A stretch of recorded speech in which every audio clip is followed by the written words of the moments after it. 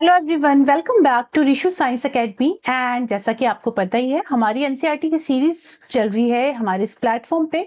और आज इस सीरीज में हम करने वाले हैं अपना next chapter, that is metals and non metals, जो कि अपने आप में काफी इंपॉर्टेंट चैप्टर है और इस चैप्टर की वेटेज भी काफी है। हर मतलब कोई भी पेपर आप उठा के देख लीजिए, इस चैप्टर से क्वेश्चंस बनने ही बनने हैं, 2 से 3 क्वेश्चंस हमेशा बनते ही बनते हैं। तो काफी इंपॉर्टेंट चैप्टर होने वाला है आपके लिए। एंड इसके अलावा ये जो चैप्टर है, मतलब ये जो सीरीज है, सभी टीचिंग एग्जाम्स के लिए इंपॉर्टेंट रहने वाली है। चाहे आप बीपीएससी की तैयारी कर रहे हो, DSSB की, केवीएस, एनवीएस, किसी भी टीचिंग एग्जाम की आप तैयारी कर रहे हो, तो ये सभी टीचिंग एग्जाम्स के लिए काफी इंपॉर्टेंट रहने वाला है। ठीक है, तो चलिए स्टार्ट करते हैं अपनी आज की क्लास। और ये जो चैप्टर है, ये जो मतलब सीरीज है, इसमें हम कैसे डिस्कस करते हैं, पहले कॉन्सेप्ट डिस्कस करेंगे। कॉन्सेप्ट के साथ साथ उस पर्टिकुलर टॉपिक से जितने भी पीवाईक्यूज आए हुए हैं कहीं भी टीजीटी साइंस में, वहां से मैंने क्वेश्चन लिए हैं और वो सारे क्वेश्चन भी हम यहाँ पे डील करेंगे। ठीक है, और ये चैप्टर काफी लेंदी है अपने आप में, तो इस चैप्टर को आई ट्राई कि हो जाए, बट पॉसिबल नहीं है, क्योंकि अगर अच्छे से एक्सप्लेनेशन करनी है, देनी है, तो काफी लेंदी हो जाएगा। तो इसलिए मैं सोचूं कि 2 पार्ट्स में इसको डिवाइड कर देते हैं, पार्ट 1 और पार्ट 2। तो आज का जो पार्ट होगा उसमें आपको physical properties of metals and non metals मिलेंगी, मतलब हम डिस्कस करेंगे physical properties of metals and non metals. उसके अलावा chemical properties of metals and non metals. तो ये दोनों चीजें इन डिटेल डेप्थ में डिस्कस करेंगे along with their PYQs. Clear? तो इसके जो पीडीएफ है, ये जो पीडीएफ है आपको मेरे टेलीग्राम चैनल पे मिल जाएगा, रिशु साइंस एकेडमी। इसका लिंक दे दूंगी डिस्क्रिप्शन में।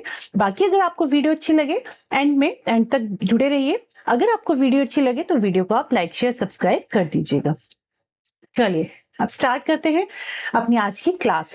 तो हम इस चैप्टर में करने वाले हैं मेटल्स और नॉन मेटल्स। तो ये मेटल्स और नॉन मेटल्स एक्चुअली हैं क्या? तो ये टाइप ऑफ एलिमेंट्स हैं, एलिमेंट्स के ही टाइप हैं। एलिमेंट का एक और टाइप होता है, दैट इज मेटलॉइड्स, जो कि हमारे सिलेबस में नहीं है। तो हम मेटल्स और नॉन मेटल्स के बारे में ही डिस्कस करेंगे। बट यस, मेटलॉइड्स क्या है, उनका एग्जाम्पल मैं आपके साथ शेयर करूंगी। ठीक है, तो चलिए देखते हैं मेटल्स क्या है, नॉन मेटल्स क्या है। तो मेटल्स की अगर मैं बात करूं, तो मेटल्स कैसे होते हैं? They are lustrous and good conductor of heat and electricity. Lustrous मतलब शाइनी होते हैं, शाइन होती है इनमें, और they are good conductor of heat and electricity. अभी आगे इसकी फिजिकल प्रॉपर्टीज डिस्कस करेंगे इन डिटेल, तो वहां पे थोड़ा सा डिटेल में डिस्कस करेंगे। ठीक है, मेटल्स जनरली क्या करते हैं? दे लूज इलेक्ट्रॉन्स, मतलब ये इलेक्ट्रॉन्स डोनेट करते हैं to form positive ion. Electron donate कर देते हैं और इनके ऊपर पॉजिटिव साइन आ जाता है, जिसे हम कहते हैं कैटाइंस। फॉर एग्जांपल अगर मैं सोडियम की बात करूं, तो सोडियम क्या है? मेटल है। एंड सोडियम की टेंडेंसी क्या है? इलेक्ट्रॉन लूज करता है। सोडियम इलेक्ट्रॉन क्या करता है? लूज करता है। सोडियम ने एक इलेक्ट्रॉन लूज किया, तो उसके ऊपर एक पॉजिटिव साइन आ गया। इसका मतलब क्या है कि इसने एक इलेक्ट्रॉन अपना लूज कर दिया। तो मेटल्स की जो टेंडेंसी होती है वो क्या होती है? ये इलेक्ट्रॉन्स लूज करते हैं और इनके ऊपर पॉजिटिव साइन आ जाता है, और इसी को हम कहते हैं कैटाइंस। पॉजिटिव साइन आ रहा है, इसको हम कह रहे हैं कैटाइंस, और जो नेगेटिव साइन आता है उसको कहते हैं एनाइन। तो नेगेटिव साइन किस पे आता है? नॉन मेटल्स पे। देखो, मेटल्स की टेंडेंसी है इलेक्ट्रॉन को लूज करना, नॉन मेटल्स की टेंडेंसी है इलेक्ट्रॉन्स को गेन करना। ये इलेक्ट्रॉन देते हैं, नॉन मेटल्स क्या करते हैं? इलेक्ट्रॉन्स को लेते हैं, एक्सेप्ट करते हैं इलेक्ट्रॉन्स को। ठीक है, they usually gain electrons, accept electron to form negative ion, जिसे हम कहते हैं एनाइंस। तो कैटाइंस और एनाइंस में कंफ्यूज नहीं होना है।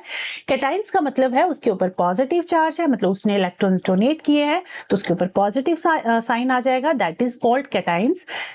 और जो नॉन मेटल्स हैं, नॉन मेटल्स ने क्या किया? इलेक्ट्रॉन्स लिए हैं। ठीक है, इलेक्ट्रॉन्स लिए हैं, तो उसके ऊपर नेगेटिव साइन आ जाएगा, जिसे हम कहते हैं एनाइंस। मान लीजिए सोडियम क्लोराइड का एग्जाम्पल देती हूँ, सोडियम क्लोराइड का। ठीक है, अब इन्होंने एक एक इलेक्ट्रॉन ही क्यों दिया? देखो, इलेक्ट्रॉनिक कॉन्फ़िगरेशन सबको पता होगी। सोडियम की इलेक्ट्रॉनिक कॉन्फ़िगरेशन कितनी कितनी होती है? सोडियम की इलेक्ट्रॉनिक कॉन्फ़िगरेशन होती, तो सोडियम की होती है इलेक्ट्रॉनिक कॉन्फ़िगरेशन 11। यहां लिख देती हूँ। ये मैं इसलिए बता रही हूँ कि नेगेटिव जो सोडियम है, सोडियम के ऊपर एक पॉजिटिव साइन क्यों आया। और अगर मैं क्लोरीन की बात करूं, क्लोरीन नॉन मेटल है, क्लोरीन के ऊपर एक ही नेगेटिव साइन क्यों आया, तो उसका रीजन आपको बता देती हूँ। बाकी आगे तो इन डिटेल हम डिस्कस करने ही वाले हैं, बट थोड़ा सा आपका जो कॉन्सेप्ट है ना वो क्लियर होना चाहिए। देखो, सोडियम का इलेक्ट्रॉनिक कॉन्फ़िगरेशन होता है 11, क्लोरीन का इलेक्ट्रॉनिक कॉन्फ़िगरेशन होता है 17। ठीक है, सॉरी, एटॉमिक नंबर होता है 11, क्लोरीन का होता है एटॉमिक नंबर 17। यहाँ लिख देती हूँ। अब अगर मैं सोडियम की इलेक्ट्रॉनिक कॉन्फ़िगरेशन लिखना चाहूँ तो कैसे लिखूंगी? 2, हमें पता है ऑक्टेट जो है, आउटर मोस्ट शेल जो है उसमें 8 इलेक्ट्रॉन होने चाहिए, तभी जो है वो वो एलिमेंट कैसा कहलाएगा? स्टेबल कहलाएगा। तो 2 + 8 10 + 1 11। तो इसके आउटर मोस्ट शेल में कितने इलेक्ट्रॉन है? 1 इलेक्ट्रॉन है। तो अब ये क्या करेगा? 1 इलेक्ट्रॉन किसी को डोनेट कर देगा और खुद स्टेबल हो जाएगा, क्योंकि फिर इसके आउटर मोस्ट शेल में 8 इलेक्ट्रॉन्स रह जाएंगे, है ना। तो ये क्या करेगा? 1 इलेक्ट्रॉन किसी को डोनेट करेगा। उसके अलावा क्लोरीन की बात करूं तो क्लोरीन का है 17 एटॉमिक नंबर, इसका भी एटॉमिक इलेक्ट्रॉनिक कॉन्फ़िगरेशन लिख लो। 2 + 8 10 10 + 7 17। अब इसके आउटर मोस्ट शेल में 7 है, बट इसको यहाँ 8 इलेक्ट्रॉन होने चाहिए। तो 8 इलेक्ट्रॉन होने चाहिए, तो इसको किसी से 1 इलेक्ट्रॉन लेना पड़ेगा, ताकि ये इसका जो आउटर मोस्ट शेल है उसका जो ऑक्टेट है वो कंप्लीट हो जाए। इसके आउटर मोस्ट शेल में 8 इलेक्ट्रॉन हो जाएंगे, तो इसका ऑक्टेट कंप्लीट हो जाएगा और ये स्टेबल हो जाएगा। ठीक है। तो सोडियम को क्या करना है? 1 इलेक्ट्रॉन अपना देना है, किसी को लूज करना है ताकि ये स्टेबल हो जाए। क्लोरीन को क्या करना है? 1 इलेक्ट्रॉन लेना है ताकि ये स्टेबल हो जाए। तो ये क्या करेंगे? सोडियम और क्लोरीन आपस में बॉन्ड बना लिया इन दोनों ने। इसने 1 इलेक्ट्रॉन अपना डोनेट कर दिया, किसको? क्लोरीन को। तो क्लोरीन भी स्टेबल हो गया, सोडियम भी स्टेबल हो गया। ठीक है, दोनों स्टेबल हो गए। तो इस तरह के बॉन्ड को हम ना आयोनिक बॉन्ड कहते हैं, जो कि आगे हम डिस्कस करेंगे। ठीक है, इस तरह के बॉन्ड जहां पे खुद स्टेबल होने के लिए उन्होंने क्या किया? इलेक्ट्रॉन शेयर किए, मतलब इलेक्ट्रॉन डोनेट किए। इसने इलेक्ट्रॉन डोनेट किया, इसने इलेक्ट्रॉन गेन किया। तो इसी तरह के जो आयंस हैं, जो सब्सटेंस है, इसको हम कहते हैं आयोनिक कंपाउंड। इस कंपाउंड को आयोनिक कंपाउंड कहेंगे। प्लस मैं आपको ये बता रही थी कि सोडियम के ऊपर मैंने एक ही पॉजिटिव चार्ज क्यों लगाया? बिकॉज सोडियम ने 1 इलेक्ट्रॉन अपना लूज किया। क्लोरीन के ऊपर एक ही नेगेटिव साइन क्यों आया? क्योंकि इसने 1 इलेक्ट्रॉन गेन किया। अगर कोई 2 इलेक्ट्रॉन करेगा तो उसके ऊपर इस तरह से 2 पॉजिटिव आएगा, 2 इलेक्ट्रॉन किसी ने गेन किए तो उसके ऊपर इस तरह से 2 नेगेटिव का साइन आएगा। ठीक है, और ये पॉजिटिव नेगेटिव क्या है? पॉजिटिव को कहेंगे कैटाइन, नेगेटिव को कहेंगे एनाइन। आई होप यहां तक की कहानी आपको क्लियर हुई होगी। एंड उसके अलावा जो मेटल्स होते हैं, they are usually solid at room temperature except mercury. उसके अलावा जो नॉन मेटल्स है, they can be solid, liquid और गैसेस एट रूम टेम्परेचर। वो सॉलिड फॉर्म में भी हो सकते हैं, लिक्विड फॉर्म में भी हो सकते हैं और गैसेस फॉर्म में भी हो सकते हैं। क्लियर? तो ये तो हो गया मेटल्स और नॉन मेटल्स के बारे में। मेटल्स इलेक्ट्रॉन डोनेट करते हैं, नॉन मेटल इलेक्ट्रॉन गेन करते हैं। ना क्लियर हो गया? अब अगर मैं बात करूं मेटलॉइड्स की, मेटलॉइड्स क्या होते हैं? ऐसे एलिमेंट्स होते हैं that have properties intermediate between metals and non metals. They can lose or gain electrons depending on the situation. They are usually solids. Metalloids usually solid state में होते हैं और ये दोनों की प्रॉपर्टी शो करते हैं depend on the situation. Sometime it shows like metals and sometime it shows its properties like non metals. तो ये इंटरमीडिएट प्रॉपर्टी शो करते हैं, दोनों की ही प्रॉपर्टी शो करेंगे, मेटल्स की भी नॉन मेटल्स की भी। इसके कुछ एग्जांपल हैं like boron, silicon, germanium, arsenic.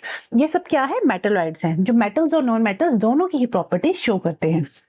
और अगर आपको पेरियोडिक टेबल के बारे में बताऊं मैं, तो पेरियोडिक टेबल सबने पढ़ा ही होगा। तो इस तरह से देखो, इस तरह से हमारा पेरियोडिक टेबल है जिसमें 118 एलिमेंट्स है।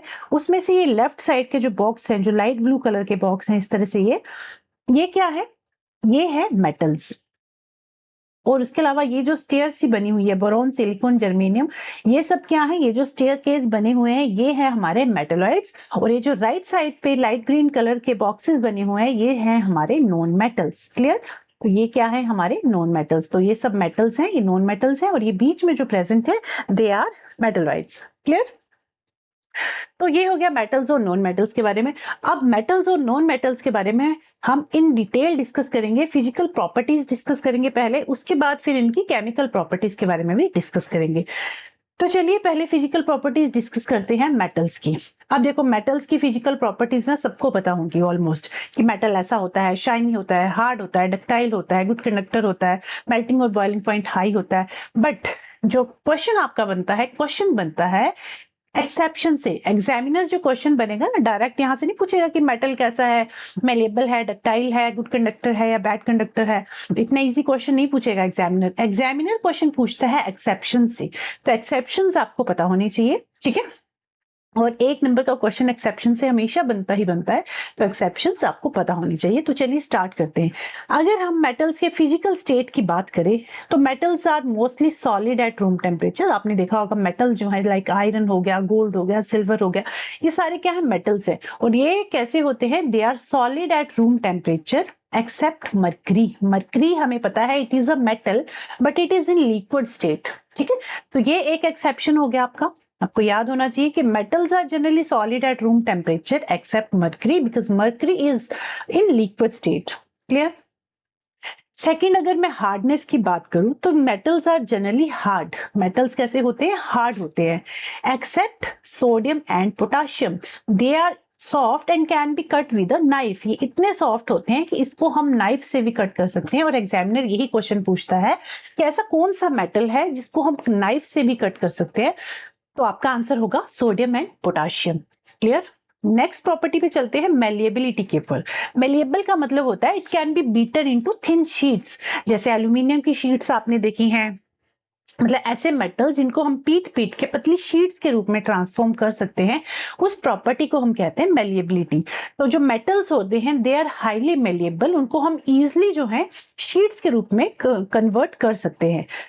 बट जो हमारा जिंक है, जिंक इज ब्रिटल, वो जल्दी टूट जाता है, it is not malleable. Zinc को हम पतली शीट, थिन शीट के रूप में ट्रांसफॉर्म नहीं कर सकते। ये हमारा नेक्स्ट एक्सेप्शन हो गया। क्लियर।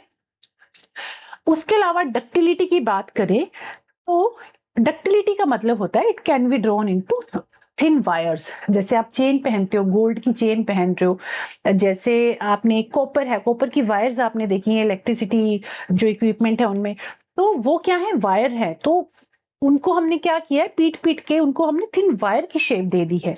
तो उस प्रॉपर्टी को हम कहेंगे डक्टिलिटी। मतलब ऐसी प्रॉपर्टी का नाम है डक्टिलिटी जिसको हम, मतलब जो मेटल्स है उनको हम पीट पीट के थिन वायर्स के रूप में ट्रांसफॉर्म कर सकते हैं। बट जो मर्करी है it is not ductile and it is in liquid state. Mercury ductile नहीं है। नेक्स्ट है कंडक्शन ऑफ हीट। तो metals are good conductor of heat except lead and mercury because they are poor conductor of heat. ठीक है, ये next exception हो गया। Conduction of electricity की बात करें तो metals are good conductor of electricity but except, देखो एक्सेप्शन ही आपको याद रखनी है, बाकी तो आप सब याद कर ही लोगे। Lead is a poor conductor. Lead जो है पुअर कंडक्टर है। लश्चर की बात करें तो हमें पता है मेटल्स काफी शाइनी होते हैं। आप जो गोल्ड सिल्वर ले लीजिए, आयरन को भी देख लीजिए, जब तक उस पर रस्ट नहीं लगी है वो शाइनी होते हैं। तो दे हैव मेटालिक लश्चर, मतलब शाइनी नेचर के होते हैं। बट सोडियम एंड पोटाशियम जो है they lose quickly react with air. इनकी जो शाइन है वो जल्दी लूज हो जाती है। क्लियर। नेक्स्ट है melting and boiling point. Melting point, boiling point generally high होता है बट सोडियम और potassium have low melting point and gallium and caesium also have low melting point. इतना कम मेल्टिंग पॉइंट होता है गैलियम और caesium का भी, अगर आप उसको हाथ पे भी रखोगे ना तो वो मेल्ट हो जाएगा।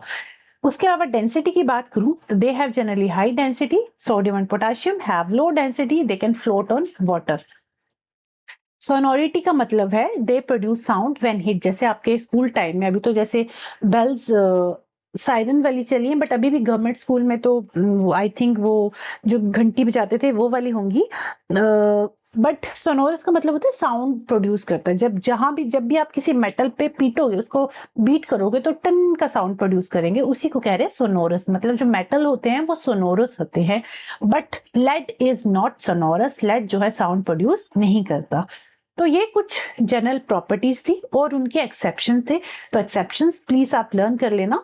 और उसके अलावा ये पीडीएफ आपको मिल जाएगा टेलीग्राम चैनल पे। एक बार खुद से भी इन नोट्स को रीड आउट जरूर करना। ऐसा नहीं कि मैंने पढ़ा दिया और बस आपने सुना, लेक्चर सुना और छोड़ दिया। एक बार खुद से नोट्स को गो थ्रू जरूर करना। ठीक है, चलिए अब मेटल्स की प्रॉपर्टी होगी, physical properties.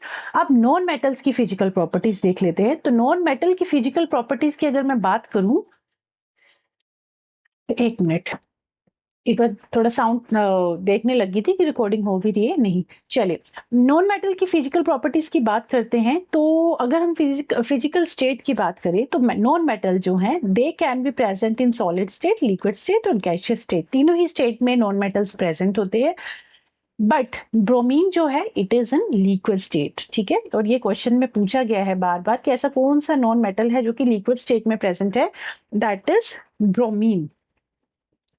And many like oxygen और nitrogen they are in gases form, ठीक है।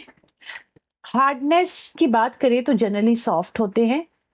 Diamond is extremely hard, but diamond जो है वो हार्ड नेचर का होता है, वो हार्ड होता है, ठीक है। नेक्स्ट है मेलेबिलिटी, मतलब मेलेबल का मतलब अभी मैंने आपको बताया था, मतलब इनको थिन शीट्स के रूप में ट्रांसफॉर्म कर सकते हैं। तो they are non malleable, can not be beaten into thin sheet, no such exceptions. Ductility की बात करें मतलब थिन वायर में ट्रांसफॉर्म कर सकते हैं। तो नॉन मेटल्स जो है नॉन डक्टाइल नेचर के होते हैं, इसमें कोई एक्सेप्शन नहीं है। Conduction of heat, they are poor conductor of heat except diamond, because diamond is a good conductor of heat. Electricity की बात करें तो they are poor conductor, but जो ग्रेफाइट है, graphite conduct electricity. Lustre shine की बात करें तो जनरली नॉन मेटल्स डल होते हैं, बट आयोडीन हमें पता है इट इज लस्चरस। आयोडीन जो नमक हम खाते हैं वो शाइनी नेचर का होता है। Melting and boiling point generally लो होते हैं, बट डायमंड जो है उसका मेल्टिंग पॉइंट बहुत ज्यादा होता है। Density generally low density, but diamond has high density. Sonority, कोई साउंड प्रोड्यूस नहीं करते, नॉन सोनोरस होते हैं, कोई एक्सेप्शन भी नहीं है। तो नॉन मेटल के केस में तो ज्यादा एक्सेप्शंस आपको याद नहीं करनी है, बट मेटल्स के केस में एक्सेप्शंस आपको याद करनी है। नॉन मेटल में तो 2-3 एक्सेप्शन है, डायमंड, ग्रेफाइट, आयोडीन, ये आपको लर्न हो जाएंगी, एंड ब्रोमीन। उसके अलावा ये तो होगी physical properties of metals and non metals. अब कुछ क्वेश्चंस देख लेते हैं, उसके बाद देखेंगे केमिकल प्रॉपर्टीज ऑफ मेटल्स और नॉन मेटल्स। तो आपका फर्स्ट क्वेश्चन है, which of the following elements are not in liquid state at room temperature. जो लिक्विड स्टेट में नहीं है एट रूम टेम्परेचर, तो ब्रोमीन हमें पता है लिक्विड स्टेट में होता है, बट सीजियम और गैलियम जो है ना वो लिक्विड स्टेट में नहीं होते, वो मेल्ट हो जाते हैं एट रूम टेम्परेचर। अगर आप मतलब रूम टेम्परेचर से ऊपर थोड़ा सा जाओगे तो वो मेल्ट हो जाएंगे, but generally they are not in liquid state at room temperature. Caesium और गैलियम, इसका राइट आंसर होगा ए और सी। तो आपको जो ऑप्शन में टिक करना है that is more than one of the above, it is the right answer of this question. Next है, when a compound consists of a metal and a non-metal, the name or symbol of the metal is written as, मतलब जब कोई compound है, जैसे हमें पता है कोई कंपाउंड है उसमें मेटल भी प्रेजेंट है, नॉन मेटल भी प्रेजेंट है। मान लीजिए सोडियम क्लोराइड है, तो सोडियम क्लोराइड है तो हमें पता है ये सोडियम क्या है, मेटल है, क्लोरीन क्या है, नॉन मेटल है। तो इस क्वेश्चन में पूछा है जो हम नेम लिखते हैं या सिंबल लिखते हैं, जैसे सोडियम का सिंबल है Na, क्लोरीन का सिंबल है Cl, तो जो सिंबल लिखते हैं उसको हम कैसे लिखेंगे, उसमें हम मेटल को कहाँ रखेंगे। तो मेटल को हम पहले लिखते हैं, मेटल को लिखेंगे पहले और क्लोरीन को लिखेंगे लास्ट में, ठीक है।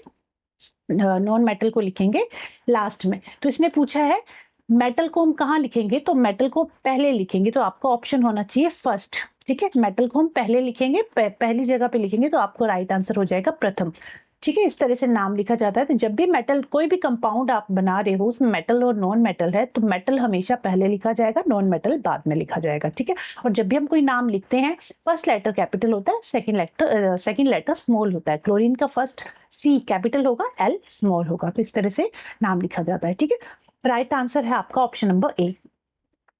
नेक्स्ट क्वेश्चन है, which one of the following non metal is liquid. इनमें से कौन सा नॉन मेटल है जो लिक्विड स्टेट में होता है, तो ब्रोमीन जो है लिक्विड स्टेट में प्रेजेंट होता है, ब्रोमीन हमारा राइट आंसर होगा, ठीक है। चलिए, फिजिकल प्रॉपर्टीज होगी, उससे रिलेटेड कुछ क्वेश्चंस हमने देखे जो आपके प्रीवियस क्वेश्चंस पेपर में आए थे। नेक्स्ट है chemical properties of metals and non metals. Chemical properties देख लेते हैं मेटल्स और नॉन मेटल्स की, बट केमिकल प्रॉपर्टीज, एक मिनट, केमिकल प्रॉपर्टीज पता होने से पहले रिएक्टिविटी सीरीज जो है वो आपको पता होनी चाहिए। रिएक्टिविटी सीरीज से काफी क्वेश्चन बनते हैं, तो अगर रिएक्टिविटी सीरीज आपको क्लियर है ना, तो क्या सारी केमिकल प्रॉपर्टीज आपको क्लियर होगी, ठीक है। आपको केमिकल प्रॉपर्टीज ऑफ मेटल्स और नॉन मेटल्स तभी समझ में आएंगी अगर आपको रिएक्टिविटी सीरीज समझ में आई है तो, ठीक है। अब ये जो रिएक्टिविटी सीरीज है, एक मिनट, ये जो रिएक्टिविटी सीरीज है आपकी, रिएक्टिविटी सीरीज आपको लर्न होनी चाहिए। लर्न कैसे करोगे उसके लिए एक ट्रिक है, उसके थ्रू आप लर्न कर सकते हो, या फिर किसी और मेथड के थ्रू भी आप लर्न कर सकते हो। तो इस तरह से सीरीज में सबसे ऊपर जो मेटल्स हैं, they are most reactive metals like sodium, potassium, calcium, magnesium. जैसे जैसे आप नीचे आते जाओगे, जो आपके मेटल्स है, जो सब्सटेंसेस है, वो लीस्ट रिएक्टिव होते जाएंगे, ठीक है। तो ऊपर जितने भी मेटल्स हैं वो मोस्ट रिएक्टिव हैं, जैसे जैसे आप नीचे आते जाओगे लीस्ट रिएक्टिव मेटल्स आते जाएंगे, ठीक है। और आगे डिस्प्लेसमेंट रिएक्शन के बारे में भी देखेंगे कि डिस्प्लेसमेंट रिएक्शन में जो मोस्ट एक्टिव मेटल होगी वो लीस्ट एक्टिव मेटल को तो डिस्प्लेस कर लेगी, बट लीस्ट एक्टिव मेटल जो होगी वो मोस्ट एक्टिव मेटल को डिस्प्लेस नहीं कर पाएगी, ठीक है। तो वो आगे क्वेश्चंस करेंगे, उसी से आपको समझ में आएगा, ठीक है। अब इस सीरीज को आपको लर्न कैसे करना है वो मैं आपको बताती हूँ। एक ट्रिक के थ्रू आप याद कर सकते हो। ट्रिक है, please stop calling Please stop calling me a careless zebra. Please stop calling me a careless zebra. Instead, try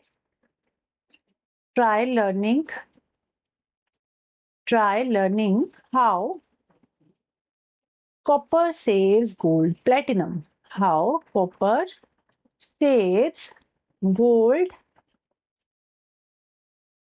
platinum. इस ट्रिक के थ्रू आप याद कर सकते हो। Please stop calling me a careless zebra, instead try learning how copper saves gold, platinum.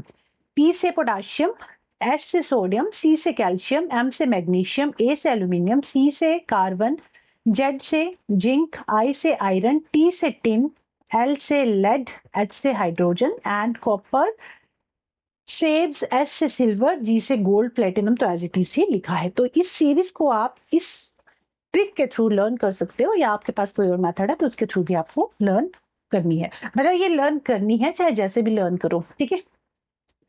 तो ये तो हो गया रिएक्टिविटी सीरीज। अब आगे चलते हैं केमिकल प्रॉपर्टीज पे।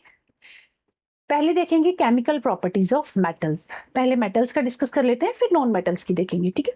तो अगर मैं बात करूं रिएक्शन ऑफ मेटल्स की, अगर मेटल्स ऑक्सीजन के साथ रिएक्ट करे तो क्या होगा। जब भी कोई मेटल ऑक्सीजन के साथ रिएक्ट करेगा तो जो ऑक्साइड बनेंगे वो बेसिक नेचर के होंगे। इसमें भी एक्सेप्शन है, वो भी बताऊंगी। बेसिक नेचर के होंगे, ठीक है। जो ऑक्साइड बनेंगे बेसिक नेचर के होंगे। तो इसमें क्या वो है, एक्सेप्शन है। एक तो हो गया आपका एल्यूमिनियम, एक हो गया आपका जिंक। एल्यूमिनियम और जिंक के जो ऑक्साइड होंगे वो बेसिक नेचर के नहीं होंगे, वो कैसे होंगे, एम्फोटेरिक होंगे। एम्फोटेरिक मतलब दे show properties of both acid and base, मतलब वो एसिडिक प्रॉपर्टी भी शो करेगा एंड बेसिक प्रॉपर्टी भी शो करेगा। Sometime it behaves like acid and sometime it behaves like base, that is called amphoteric oxide. तो amphoteric मतलब जो acid और बेस दोनों की तरह बिहेव करता है। तो एल्यूमिनियम और जिंक जो है ये एम्फोटेरिक नेचर के हैं। उसके अलावा बाकी जितने भी ऑक्साइड हैं वो सारे कैसे हैं, बेसिक नेचर के हैं, ठीक है। तो जब भी आपका मेटल ऑक्सीजन के साथ रिएक्ट करेगा तो बेसिक ऑक्साइड बनेंगे, क्लियर। उसके अलावा जो मेटल जितना ज्यादा रिएक्टिव होगा वो उतने ज्यादा उसके जो ऑक्साइड होंगे वो, मतलब उसका जो ऑक्साइड बनेगा वो उतना ही ज्यादा कैसा होगा, स्ट्रॉन्ग होगा, ठीक है। मान लीजिए आपके पास ये मेटल्स हैं, सोडियम हो गया, मैग्नीशियम हो गया। सोडियम और मैग्नीशियम जो है, ये सोडियम एकदम से विगरलेसली रिएक्ट करेगा ऑक्सीजन के साथ, बट अगर मैग्नीशियम की बात करूं, मैग्नीशियम भी रिएक्ट करेगा बट इतना विगरसली रिएक्ट नहीं करेगा जितना सोडियम करेगा, ठीक है। तो जब ये रिएक्ट करेंगे सोडियम, पोटाशियम, मैग्नीशियम, तो ये बेसिक ऑक्साइड्स बनाएंगे। इसमें बस आपको यही याद रखना है, ठीक है। जो जितना ज्यादा हाईली रिएक्टिव मेटल है वो उतने ही ज्यादा स्ट्रॉन्ग बेसिक ऑक्साइड्स रिलीज करेगा, प्रोड्यूस करेगा। लाइक सोडियम जब ऑक्सीजन के साथ रिएक्ट कर रहा है तो सोडियम ऑक्साइड बनाएगा, मैग्नीशियम ऑक्सीजन के साथ रिएक्ट कर रहा है, मैग्नीशियम ऑक्साइड बनाएगा। बट जैसे जैसे आप नीचे चलते जाओगे, जैसे सोडियम है, पोटाशियम है, ये सारे एकदम से विगरसली रिएक्ट कर रहे हैं ऑक्सीजन के साथ। जैसे जैसे आप नीचे आते जाओगे उनकी जो रिएक्शन है वो स्लो होती जाएगी, ठीक है। जैसे जैसे आप नीचे रिएक्टिविटी सीरीज में आते जाओगे इनकी रिएक्शन स्लो होती जाएगी, ठीक है। और जो जितना ज्यादा स्ट्रॉन्ग वो है, हाईली रिएक्टिव है, उतनी ही ज्यादा स्ट्रॉन्ग उसके ऑक्साइड होंगे। बस इसमें आपको इतना ही याद रखना है।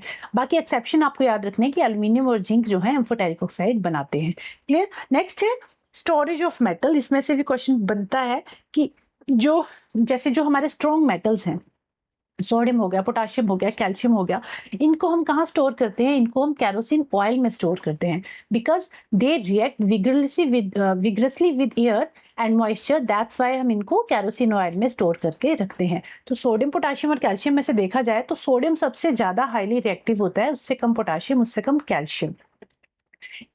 सॉरी।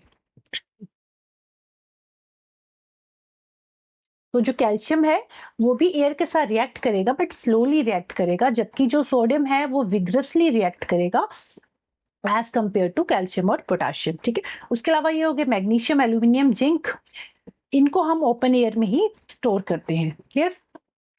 नेक्स्ट है एनोडाइजिंग। देखो ये ना आपके एनसीईआरटी की कटिंग मैंने ली है, एनसीईआरटी में इट इज गिवन, एंड इस बार तो एनोडाइजिंग का क्वेश्चन आपके सीटेट में भी पूछा गया था। एनोडाइजिंग क्या है? एक ऐसी प्रॉपर्टी है जिसमें क्या होता है, जो हमारा एल्यूमिनियम है, देखो एल्यूमिनियम की ना एक प्रॉपर्टी है, खुद की एक प्रॉपर्टी है। एल्यूमिनियम को अगर आप ऐसे एयर में रख दोगे ना, वो तो अपने ऊपर ऑक्साइड की लेयर बना लेता है। ये क्या करता है? अपने ऊपर ऑक्साइड की लेयर बना लेता है, ये इसकी खुद की प्रॉपर्टी है। तो हम क्या करते हैं, अब ये जो इसने एक थिन लेयर बनाई है ना ऑक्साइड की, काफी पतली होती है, तो हमें इस जो ये इसकी लेयर है, इस लेयर को हमें और थिक करना है, तो हम एनोडाइजिंग प्रॉपर्टी के थ्रू इसको और थिक कर सकते हैं, ताकि इसको हम रस्टिंग से बचा पाए, इसको हम खराब होने से बचा पाए। ठीक है, तो हम कैसे करेंगे उसको? हम इलेक्ट्रोलिसिस के थ्रू करेंगे। इलेक्ट्रोलिसिस में हमें पता है, हम दो रोड्स लेते हैं, एनोड और कैथोड साइड। ठीक है, देखो आगे इमेज के थ्रू बताती हूँ। हमने क्या किया, एक कंटेनर ले लिया, उसमें हमने वाटर डाल दिया, प्योर वाटर। उसके अलावा हमने उसमें एज ए इलेक्ट्रोलाइट हमने डाल दिया डाइल्यूट H2SO4। इलेक्ट्रोलाइट क्या करेगा? इसकी जो इसकी रिएक्टिविटी है उसको बढ़ा देगा। ठीक है, so that they conduct electricity very fast, क्योंकि हमें पता है जो प्योर वाटर होता है, प्योर वाटर में इलेक्ट्रिसिटी कंडक्ट करने की कैपेसिटी नहीं होती। दैट्स वाई हम some amount of sulphuric acid उसमें ऐड करते हैं, ताकि वो जो आयंस हैं वो जल्दी जल्दी से ब्रेक हो जाएं, और इसकी जो मतलब कंडक्टिविटी को बढ़ाने के लिए हम एक्चुअली सल्फ्यूरिक एसिड को ऐड कर रहे हैं। ठीक है, हमने पानी ले लिया, पानी में हमने सल्फ्यूरिक एसिड डाल दिया। हमारे पास दो रोड्स हैं, हमने दो रोड ली, एक है एनोड, एक है कैथोड। एनोड जो है पॉजिटिव होती है, कैथोड जो है नेगेटिव साइड होती है, ये आपको पता होना चाहिए। ठीक है, अब हमने क्या किया, जो एनोड साइड है ना, वहां पे हमने एक एल्यूमिनियम का पीस लगा दिया।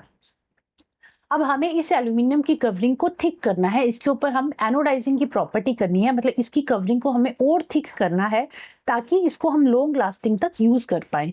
तो हम क्या करेंगे, हमने इस तरह से एल्यूमिनियम लगा दिया, एल्यूमिनियम, दूसरी साइड हमने लेड ले लिया, एज अ कैथोड हमने लेड यूज कर लिया। अब जैसे ही हम स्विच ऑन करेंगे, कंडक्टिविटी फ्लो मतलब इलेक्ट्रिक करंट फ्लो करेगा, तो क्या होगा, जो वाटर है ना, H पॉजिटिव आइन और OH नेगेटिव आइन में ब्रेक हो जाएगा। ठीक है, और H पॉजिटिव जो हाइड्रोजन गैस है वो कहाँ जाएगी, वो जाएगी कैथोड साइड पे, और OH नेगेटिव आइन कहाँ जाएगा, पॉजिटिव साइड पे, एनोड साइड पे। क्लियर? अब यहाँ पे क्या होगा, अब यहाँ पे देखिए क्या हो रहा है, एनोड साइड पे क्या हो रही है रिएक्शन, ये जो एल्यूमिनियम है ये ब्रेक हो जाएगा, एल्यूमिनियम 3+, 3 इलेक्ट्रॉन इसने लूज कर दिए अपने। अब ये जो एल्यूमिनियम 3+ है, ये जो OH नेगेटिव आयन आए थे, इसके साथ रिएक्ट कर जाएगा और ये बना देगा एल्यूमिनियम हाइड्रोक्साइड। अब ये एल्यूमिनियम हाइड्रोक्साइड फिर से ब्रेक हो जाएगा और बना देगा एल्यूमिनियम ऑक्साइड, प्लस वाटर में टूट जाएगा। ये एल्यूमिनियम हाइड्रोक्साइड जो है एल्यूमिनियम ऑक्साइड और वाटर में ब्रेक हो जाएगा, और ये जो लेयर है ये किसकी लेयर है, एल्यूमिनियम ऑक्साइड की ही लेयर है, जो इस एल्यूमिनियम को, जो इसके अंदर एल्यूमिनियम है, इसको लॉन्ग टर्म के लिए प्रोटेक्ट करके रखेगा रस्ट वगैरह से। ठीक है, इसको खराब नहीं होने देगा, डैमेज नहीं होने देगा। तो आपको ये याद रखना है कि जो एनोड साइड है, इस पे जो गैस रिलीज हो रही है, एनोड साइड पे ऑक्सीजन रिलीज होगा, और जो कैथोड साइड है यहाँ पे हाइड्रोजन गैस रिलीज होगी। कई बार डायरेक्ट क्वेश्चन पूछ लिया जाता है कि इलेक्ट्रोलिसिस के दौरान मान लीजिए एनोडाइजिंग की हमने एल्यूमिनियम की, तो उसमें एनोड साइड पे कौन सी गैस रिलीज हो रही है, या कैथोड साइड पे कौन सी गैस रिलीज हो रही है। तो आप इसको इस तरह से भी याद कर सकते हो, चल हट ओए, मतलब कैथोड पे हाइड्रोजन एंड एनोड पे ऑक्सीजन, चल हट ओए से आप इस गैसेस को याद कर सकते हो। बाकी रटने की जरूरत नहीं है, डायरेक्टली आपको दिख रहा है कि एल्यूमिनियम क्या हो रहा है, एल्यूमिनियम साइड में ऑक्सीडेशन हो रही है। ऑक्सीडेशन में क्या होता है, एडिशन ऑफ ऑक्सीजन। ऑक्सीडेशन हो रही है, दैट्स वाई इसने क्या किया, एल्यूमिनियम ऑक्साइड की लेयर बनाई। और यहाँ पे जो कैथोड साइड है, यहाँ पे क्या हो रहा है, रिडक्शन हो रही है। यहाँ पे क्या हो रहा है, रिडक्शन, एडिशन ऑफ हाइड्रोजन हो रहा है यहाँ पे। क्लियर? तो ये जो एनोडाइजिंग की प्रॉपर्टी है आपको याद रखनी है कि और एल्यूमिनियम की एनोडाइजिंग हमने कैसे की वो मैंने आपको बता दिया। क्लियर? चलिए, उसके अलावा एनोडाइजिंग तो क्लियर हो गया। एनोडाइजिंग क्या है? It is a process of forming of thick layer of aluminium. Aluminium develop a thin oxide layer when exposed to air. This aluminium oxide coat makes it resistant to further corrosion, corrosion से बचाता है। The resistance can be improved further. इस resistance को हम और improve कर सकते हैं बाय मेकिंग ऑक्साइड की thick layer. During anodizing, a clean aluminum article is made the anode and is electrolyzed with dilute sulfuric acid.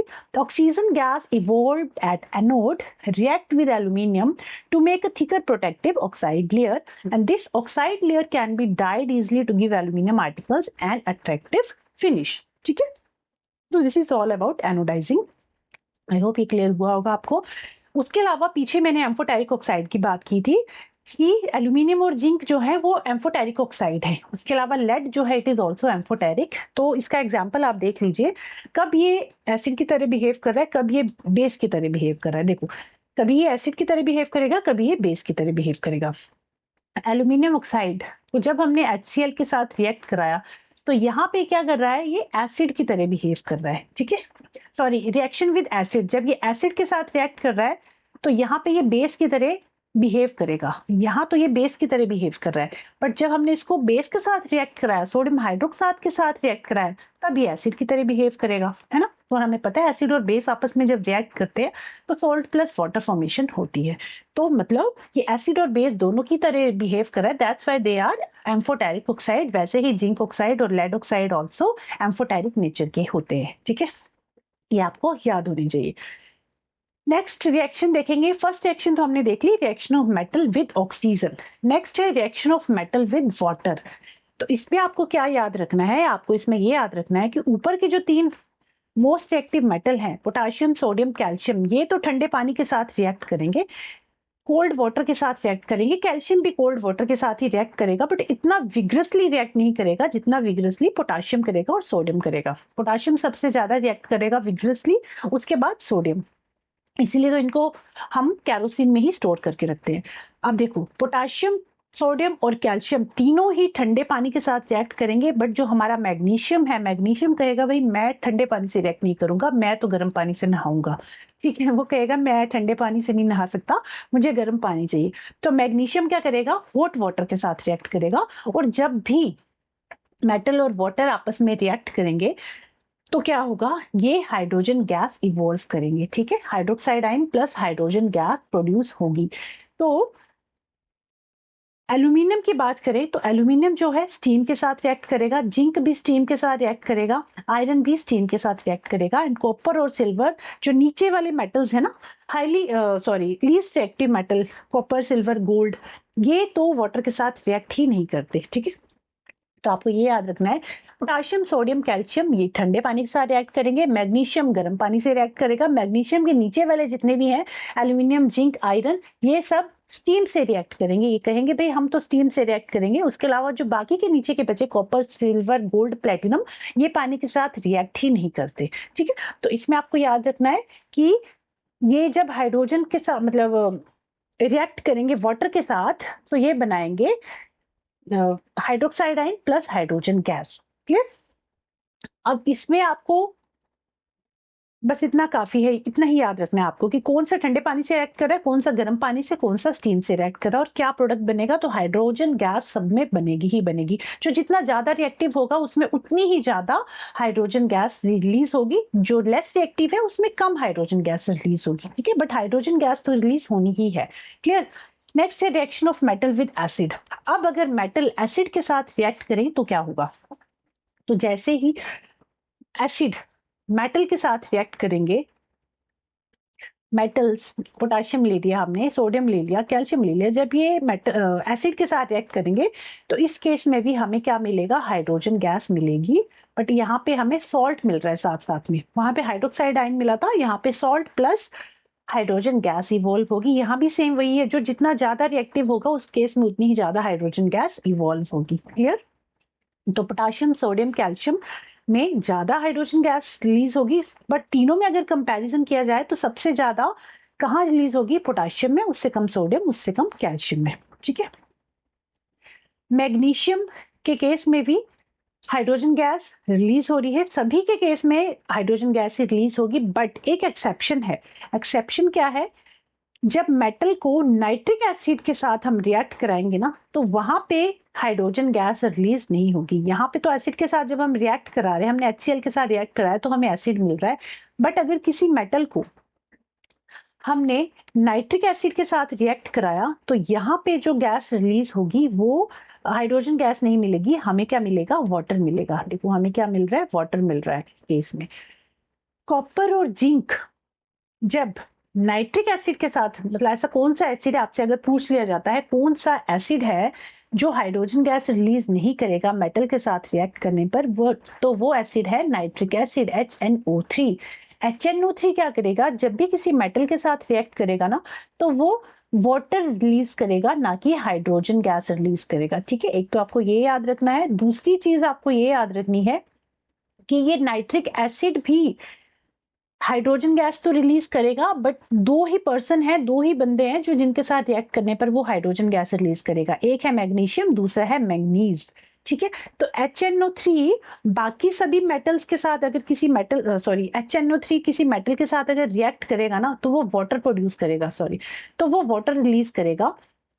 बस दो ही ऐसे मेटल्स हैं, मैग्नीशियम और मैंगनीज, जिनके साथ रिएक्ट करने पर ये क्या बनाएगा? हाइड्रोजन गैस इवॉल्व करेगा। क्लियर?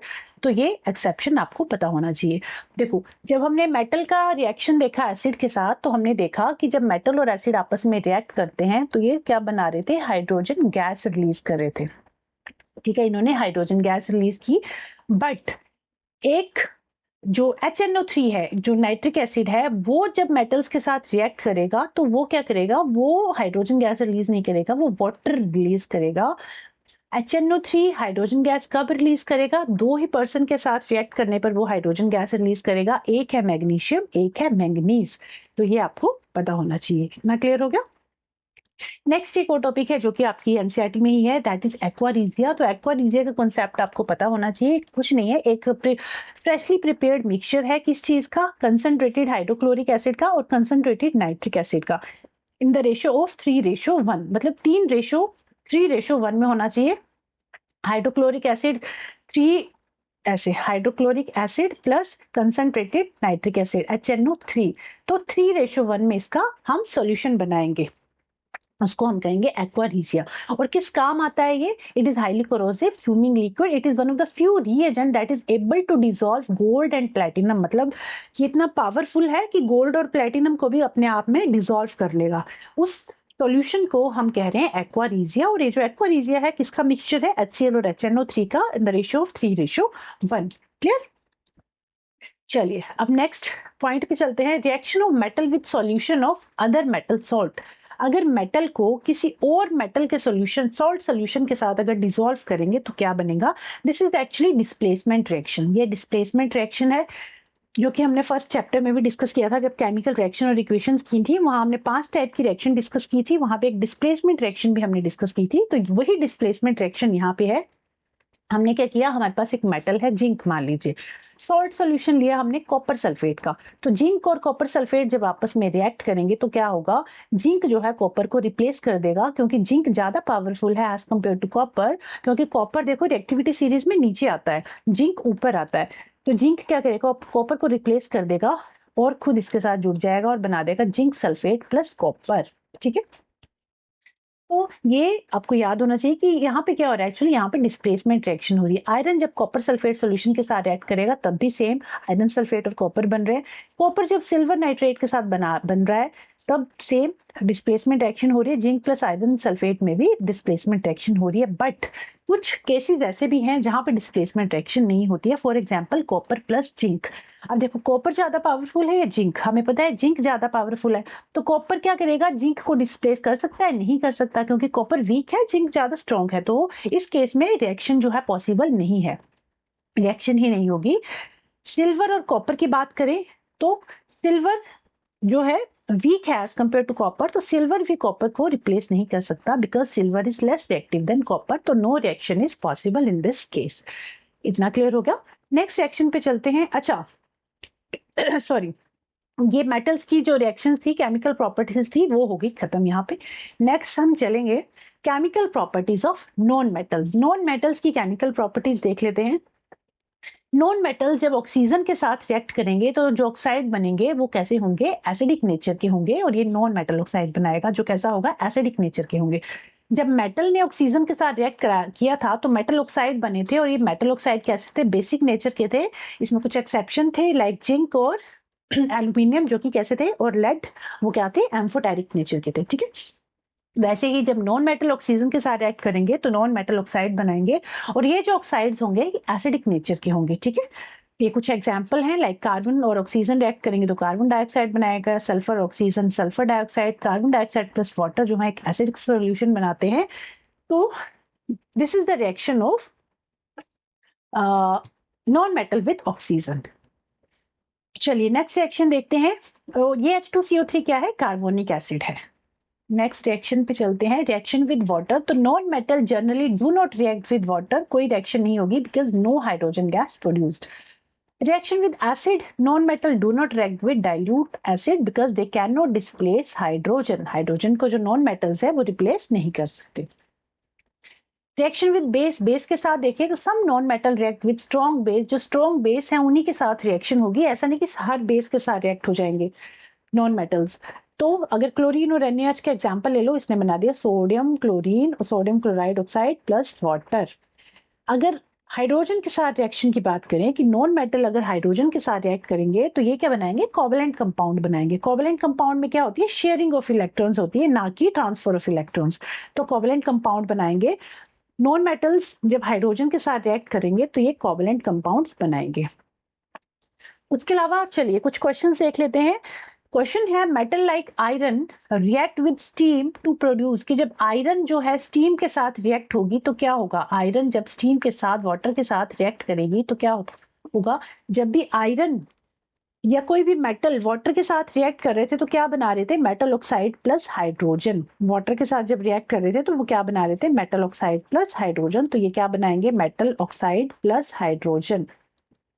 तो आपका जो राइट आंसर होगा वो कैसा होगा, और क्या होगा, ऑप्शन नंबर ए, मेटल ऑक्साइड प्लस हाइड्रोजन।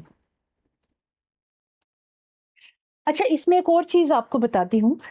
जो हमारे स्ट्रॉन्ग मेटल थे, हाईली रिएक्टिव मेटल थे, जो ऊपर की सीरीज वाले मेटल थे, sodium potassium calcium magnesium, sodium potassium calcium magnesium, उसके बाद तो एल्यूमिनियम था जो स्टीम से रिएक्ट कर रहा था। तो आपको इसमें ये याद रखना है, जब भी ये ठंडे पानी या गर्म पानी से रिएक्ट करेंगे ना तो ये हाइड्रोक्साइड आइंस हाइड्रोक्साइड बनाएंगे प्लस हाइड्रोजन गैस बनाएंगे। मतलब इसमें मान लीजिए पोटाशियम वाटर के साथ रिएक्ट किया तो KOH plus hydrogen gas release होगी। ठीक है, हाइड्रोक्साइड बनाएंगे प्लस हाइड्रोजन गैस रिलीज करेंगे। बट जो मेटल स्टीम के साथ रिएक्ट कर रहे हैं वो हाइड्रोक्साइड नहीं बनाएंगे, वो क्या बनाएंगे, ऑक्साइड्स बनाएंगे। ठीक है, ये चीज मैंने आपको पीछे बताई नहीं है, ये ऑक्साइड बनाएंगे प्लस हाइड्रोजन गैस रिलीज होगी। फॉर एग्जाम्पल आप आयरन का ही एग्जाम्पल ले लीजिए, जब ये वाटर के साथ रिएक्ट करेगा तो ये ऑक्साइड बनाएगा, हाइड्रोक्साइड नहीं बनाएगा। ठीक है, ये ऑक्साइड बनाएगा, Fe2O3 प्लस हाइड्रोजन गैस। तो ये रुको मैं आपको यहीं से बता देती हूँ, टेबल के थ्रू ही बताती हूँ आपको, रुको। ये reaction of metal with water, इसमें दो केस बनते हैं, एक में हाइड्रोक्साइड आयन बनते हैं प्लस हाइड्रोजन तो बनेगा ही। उसके अलावा जब स्टीम के केस में देखो, यहाँ पे जहां स्टीम के साथ रिएक्ट हो रहे हैं ना, मैग्नीशियम के नीचे वाले, मैग्नीशियम तक तो हॉट वाटर से रिएक्ट कर रहे थे, यहाँ तक तो देखो हाइड्रोक्साइड आयन बन रहे हैं। यहाँ potassium hydroxide, sodium hydroxide, calcium hydroxide, magnesium hydroxide plus hydrogen gas. इनमें जो हाइड्रोजन गैस रिलीज होगी वो ज्यादा रिलीज होगी एज कम्पेयर टू दीज जो स्टीम से रिएक्ट कर रहे हैं। ये क्या बना रहे हैं, ऑक्साइड। ये देखो aluminium oxide, zinc oxide, ferric oxide plus hydrogen gas. ठीक है, हाइड्रोजन के बबल्स रिलीज होंगे।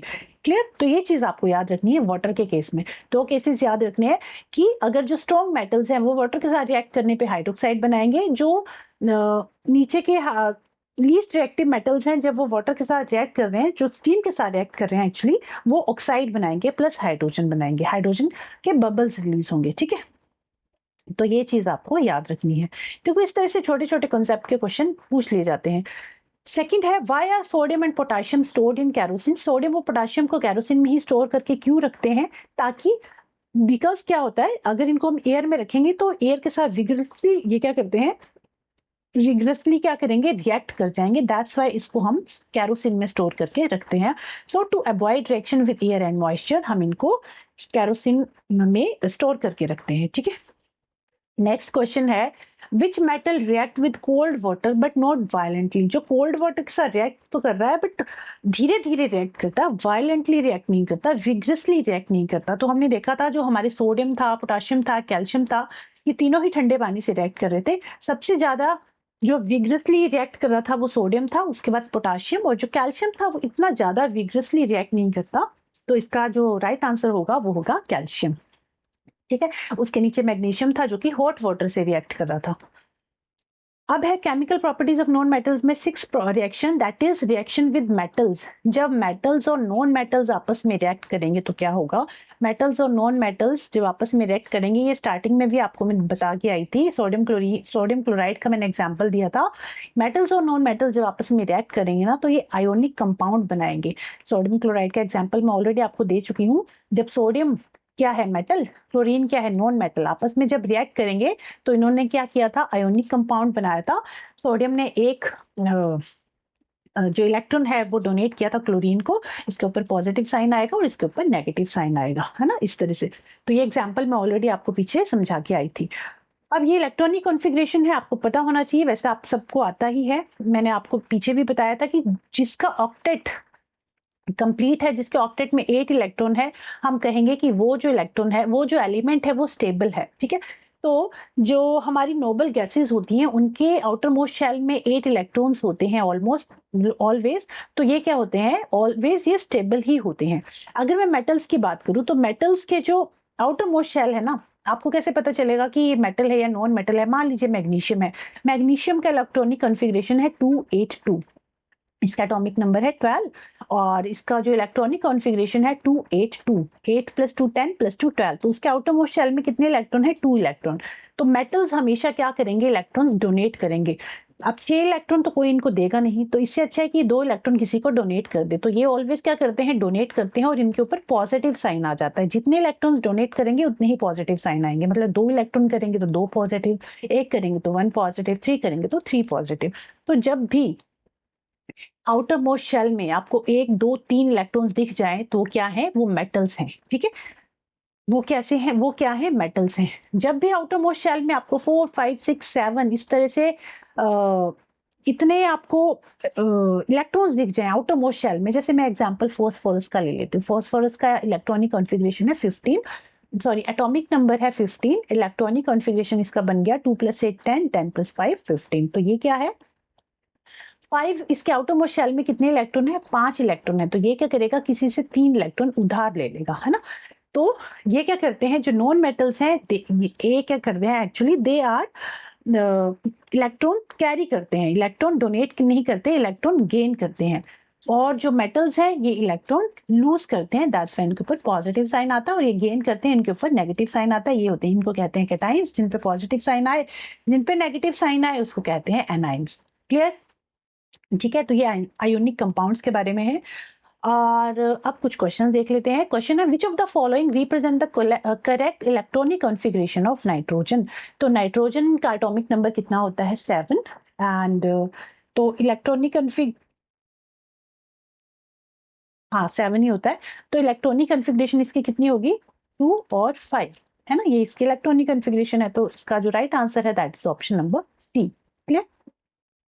अब लूज डॉट स्ट्रक्चर और इलेक्ट्रॉन डॉट स्ट्रक्चर भी से कहते हैं। ये कॉन्सेप्ट दे रखा है आपके एनसीईआरटी में, दैट्स व्हाई मैंने लिया है। बाकी काफी इजी सा है। जैसे देखो सोडियम क्लोरीन का मैं एग्जांपल लूं। सोडियम का मैंने आपको बताया था कितने इलेक्ट्रॉन है इसके पास, 11। क्लोरीन के ऊपर कितने, क्लोरीन के पास 17। एटॉमिक नंबर 11 है सोडियम का, क्लोरीन का 17 है एटॉमिक नंबर, ठीक है। इसका जो इलेक्ट्रॉनिक कॉन्फ़िगरेशन बनेगी 2 + 8 10 + 1 11, 2 + 8 10 + 7 17, ठीक है। ये इनकी इलेक्ट्रॉनिक कॉन्फ़िगरेशन लिख दी। अब इनके स्ट्रक्चर हम कैसे बनाते हैं, देखो सोडियम का कैसे बनाओगे, सोडियम को के आउटर मोस्ट शेल में 1 इलेक्ट्रॉन है, ठीक है। और क्लोरीन के आउटर मोस्ट शेल में 7 है, तो इस तरह क्रॉस से दिखा दो, 1 2 3 4 5 6 7, अब क्या करेंगे, ये इलेक्ट्रॉन्स, सोडियम क्या करेगा, इसने इसको इलेक्ट्रॉन दे दिया, तो ये स्टेबल हो गया, ये कैसा हो गया, स्टेबल हो गया। तो इसी जो डॉट, यही जो स्ट्रक्चर हम बना रहे हैं, इसी को हम लुईस डॉट स्ट्रक्चर या इलेक्ट्रॉन डॉट स्ट्रक्चर कह देते हैं, ठीक है। उसी तरह से आप मैग्नीशियम क्लोराइड का भी बना सकते हो, Mg। अब ये क्या है, MgCl2। तो मैग्नीशियम के पास तो 2 इलेक्ट्रॉन है, बट क्लोरीन के पास कितने हैं, 17 है, सॉरी 7 है आउटर मोस्ट शेल में, 1 2 3 4 5 6 7। अब इसके पास तो 2 है, तो इसको 2 तो नहीं चाहिए, तो क्लोरीन क्या करेगा, अपने एक और दोस्त को अपने साथ ले आएगा, बोलेगा एक एक हम इलेक्ट्रॉन शेयर कर लेते हैं, एक तुम एक को दे दे मैग्नीशियम, एक तो इसको दे दे। तो इस तरह से इसका जो स्ट्रक्चर बनेगा वो इस तरह से बनेगा, MgCl और ब्रैकेट में फिर 2 लिख दो, क्योंकि 2 क्लोरीन है ना। तो इस तरह से आप किसी का भी लुईस डॉट स्ट्रक्चर बना सकते हो। नेक्स्ट है प्रॉपर्टीज ऑफ आयोनिक कंपाउंड्स। अब प्रॉपर्टीज ऑफ आयोनिक कंपाउंड में आप सोडियम क्लोराइड को मन में रखो, NaCl को, और सोडियम क्लोराइड की जो भी प्रॉपर्टीज है वही यहाँ हमें बतानी है। फिजिकल नेचर की बात करूँ तो नमक का फिजिकल नेचर कैसा होता है, नमक कैसा होता है, हार्ड होता है, ब्रिटल होता है, सॉलिड होता है। ब्रिटल मतलब इजिली अगर आप उसको क्रश करो तो आप क्रश इजिली कर सकते हो उसको। Break into pieces when force is applied. Melting और बॉइलिंग पॉइंट कैसा होता है, तो high melting and boiling point होता है। क्यों, बिकॉज जो आयोनिक कंपाउंड होते हैं ना, उनके बीच का जो बॉन्ड होता है वो काफी स्ट्रॉन्ग होता है, उनके बीच का जो बॉन्ड है वो काफी स्ट्रॉन्ग होता है। इलेक्ट्रोस्टैटिक जो इनकी फोर्स है वो स्ट्रॉन्ग इलेक्ट्रोस्टैटिक फोर्स होती है, ठीक है। तो high melting and boiling point because they have strong electrostatic force of attraction between ions.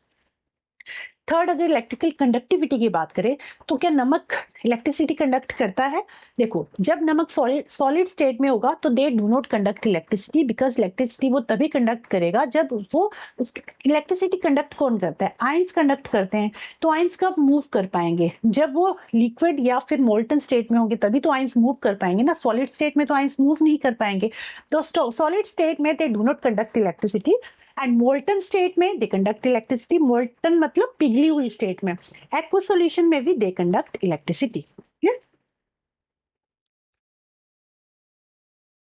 Next है एक, ओके चलो ये क्लियर हो गया। इलेक्ट्रिकल कंडक्टिविटी, नमक इलेक्ट्रिसिटी कंडक्ट कब करेगा, जब लिक्विड स्टेट में होगा या मोल्टन स्टेट में होगा, ठीक है। सॉलिड स्टेट में they do not conduct electricity. Next property है, ठीक है, आप नमक को ध्यान में रखते हुए करोगे ना आयोनिक कंपाउंड की प्रॉपर्टीज, तो आपको जल्दी से लर्न हो जाएंगी। नेक्स्ट प्रॉपर्टी है इसकी सॉल्युबिलिटी। तो जनरली नमक कैसा होता है, जब इसको पानी में मिक्स करते हो तो सोल्यूबल हो जाता है ना। तो generally they are soluble in water and insoluble in organic solvent like petrol और कैरोसिन। मतलब पेट्रोल और कैरोसिन में अगर आप नमक को घोलोगे तो वो डिसॉल्व नहीं होगा।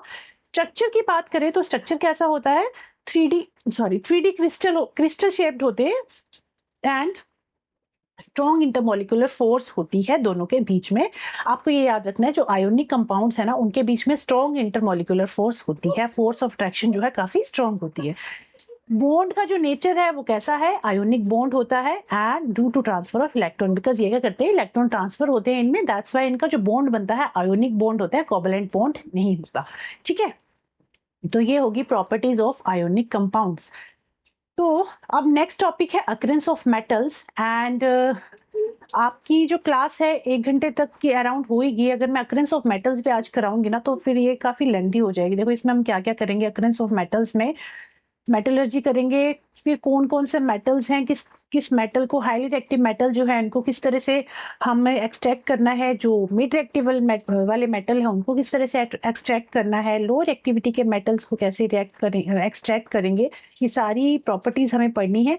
तो थोड़ा लेंथी हो जाएगा इसलिए कल ही करते हैं, ठीक है। इलेक्ट्रोलिटिक रिफाइनिंग देखेंगे, ये सारी चीजें, कोरोजन, ये सेकंड पार्ट में कर लेते हैं डिस्कस, ठीक है। एलॉयज देखेंगे, एलॉयज में सिर्फ क्वेश्चन बनते हैं कि नाइक्रोम का एलॉय क्या है, एल्निको का एलॉय क्या है, तो एलॉयज वाला और ये कुछ प्रीवियस क्वेश्चंस है जो डिस्कस हम कर लेंगे। तो ये जो है ना, ये टॉपिक हम कल करते हैं, सेकंड पार्ट में डिस्कस करते हैं, ठीक है। अदरवाइज चैप्टर बहुत लेंदी हो जाएगा, आप बोर हो जाओगे, जो भी पढ़ा है आपके दिमाग में कुछ नहीं घुसेगा फिर, और आप फिर मुझे गालियां दोगे कि मैम ने पता नहीं क्या पढ़ा दिया। तो अकरेंस ऑफ मेटल्स हम कल डिस्कस कर लेते हैं, ठीक है। आज तक के लिए इतना काफी है, और जितना आज मैंने कराया है उसको खुद से रिवाइज जरूर करना। हमने फिजिकल प्रॉपर्टीज की मेटल्स की और नॉन मेटल्स की, क्या क्या किया, physical properties of metals and non metals, उसके अलावा chemical properties of metals and non metals, तो ये हमने डिस्कस किया इन डिटेल। किसी भी बच्चे को कहीं पे कोई कंफ्यूजन रह गया होगा तो मुझे कमेंट करके बता देना, उस चीज को फिर से एक बार एक्सप्लेन कर दूंगी।